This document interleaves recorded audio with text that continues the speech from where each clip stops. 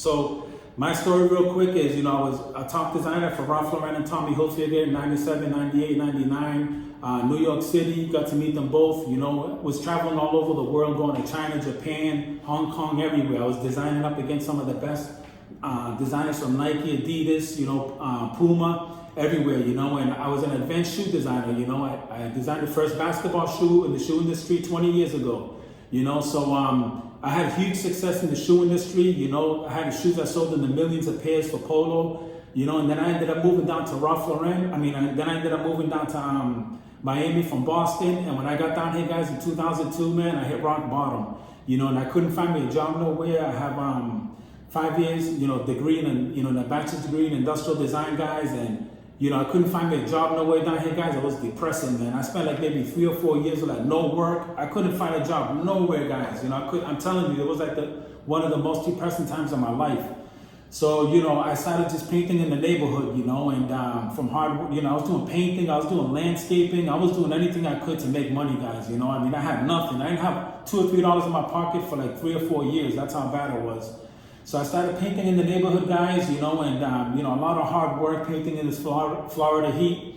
And, but guys, man, I started painting, and then thank God it was hard work, guys. It was so hard. It's still hard, but, just getting started, and I would paint 5,000 square foot houses by myself, guys, and, a lot of hard work, pressure cleaning, but now in 2022, guys, I thank God so much because I built like a really good company now, down here called Saga Painting and Design, which is Saga is the 4 first letters of my last name, Sagastume, like the saga continues, and it really is a saga. And so I moved down here, and I was, so painting in the neighborhood. So now in 2022, guys, man, I've done everything now from like, we do a lot of interior, exterior painting, but I've designed custom home movie theaters, people's homes, we sketch them, and we go in and build it, restaurants,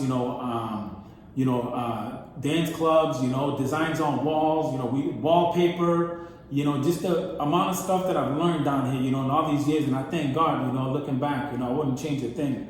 So now here I am. I came up with an idea with these paintbrushes, at Home Depot one day, and I went in, I was looking at the wall, and I said, man, all these brushes all look the same. And, and I went, and I was there just looking for a while. They have like Sherwin-Williams, all these stores, they have like 30 brushes on the wall. And you don't know which one to buy, because they have one for all types of paint. So I went, and I was looking at all the brushes, they all look the same. So I went to work, and I was up on a ladder, guys, and I'm telling you, that's when it hit me, man. I was up there painting, and one of my guys, Marcos, he's always got a scraper in his back pocket. And I was up on the ladder, I didn't want to come all the way down to my van, so I yelled at him like I always do, Marcos! And I was like, Tita man, scraper! So he would come always, because he knows if he takes it and he throws it up and I grab it. Guys, and when I caught that scraper in my hand, that's when the idea hit me, I was like, man, I need to add a scraper, like a tool to a paintbrush, So that's what I did, guys. I went straight to Home Depot that day, and I started buying stuff, like, metal and, Dremels, and I went home, guys, and I started just working on this idea for months, guys, and I knew I had something really good, guys. If I show you the first one that I did of this, you wouldn't believe it on how it progressed, So I went home, guys, and I bought brushes, and guys, just so you know also, I know all the competitors too, all right? You got Wiz right here, Worcester, these are all the top companies. Premier, Purdy, Corona, all right? I know these brushes probably better than they know their own brushes, so, I've studied those brushes for years, guys, so that's why I know that I'm working on stuff that they don't even know, there's no way. Because if you think this brush is good, you're gonna see my next one.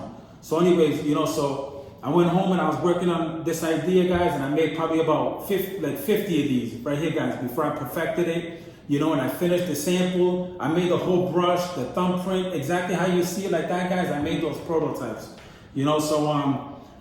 so once I got the brush done, guys, of course, I also went to my attorney, to patent it, because everybody that I was showing, they're like, oh my gosh,